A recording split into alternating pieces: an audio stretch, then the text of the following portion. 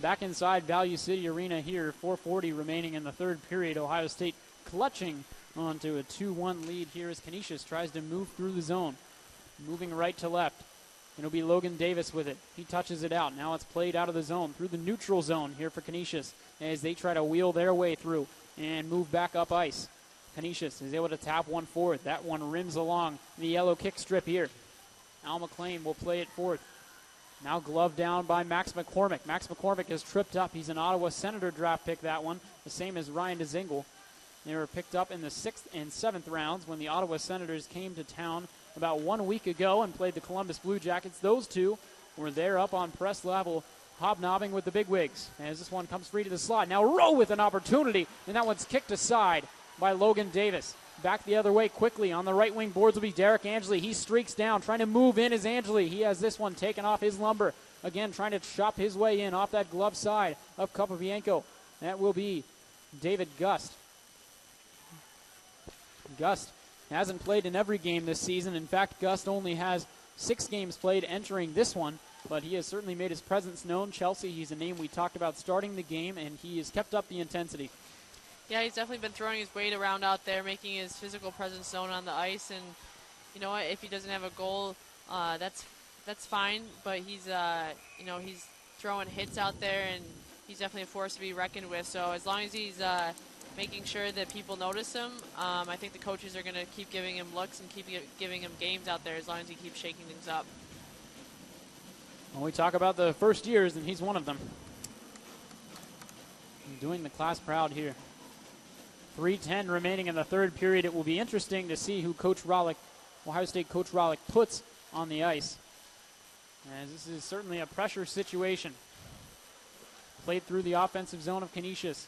Trying to get it free will be Statchuk. Played along for Matt Johnson along the right wing boards as he tried to flea flicker one into the offensive zone. It'll be Curtis Gettig back from the defensive zone. A 4th and long bomb intended for Alex Lippincott. Doesn't connect. That one comes through, and an icing call. Face-off will come in front of Logan Davis.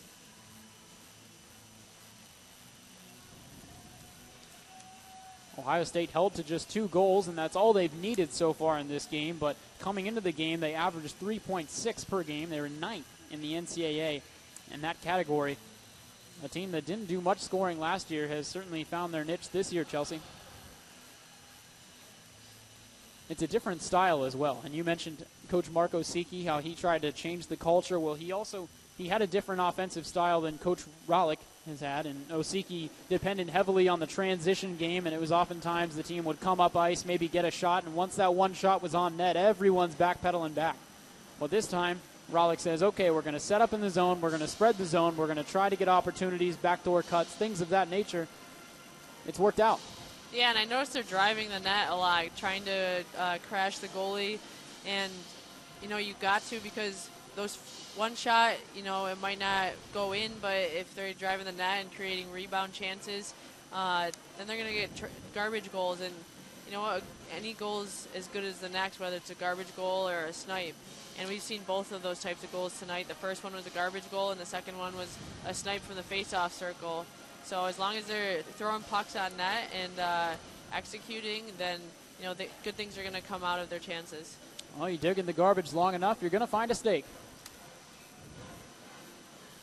Defensive zone face-off here for Ohio State. It's one back by Canisius as they try to rifle on a shot from the top of the right face-off circle. Ohio State working off that blocker side of goaltender Davis, trying to get their freshman his second win.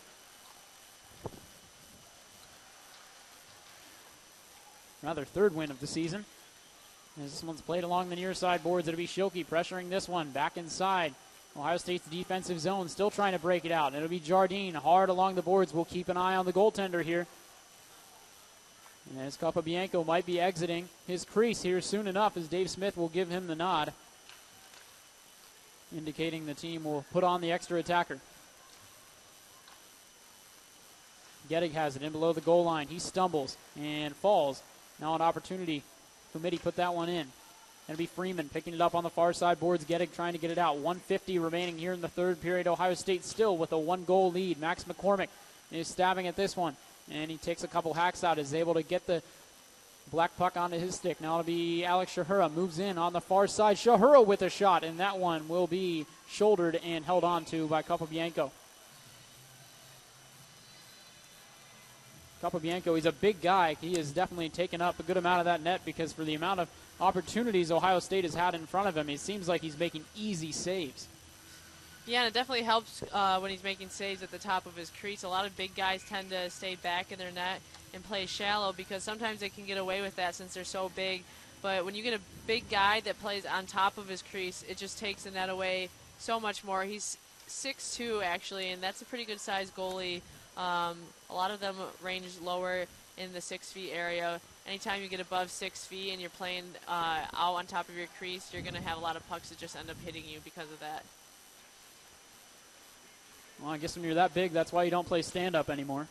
You drop down, you can cover more of the net. David Gus trying to wheel his way through in on the zone. He was cut off.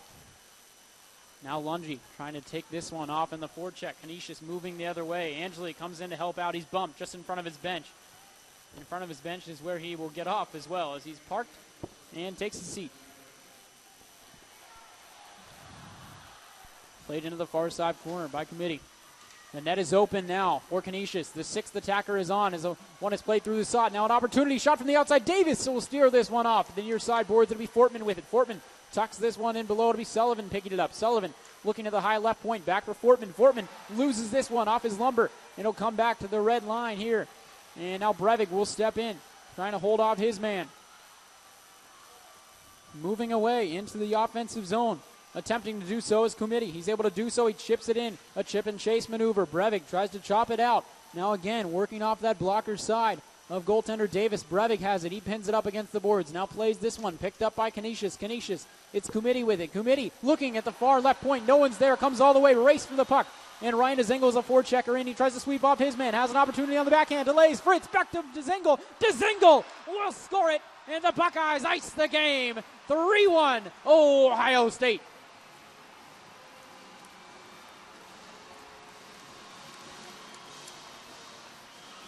.5 seconds left. It's a stat pattern, but it's one that'll count, and it will give Ohio State some 2-goal separation. There it is. A little tic-tac-toe play from Tanner Fritz and Ryan DeZingle. Ryan DeZingle came into this game the leading goal scorer. He gets his 7th of the campaign. Tanner Fritz will pick up his 2nd assist. There it is.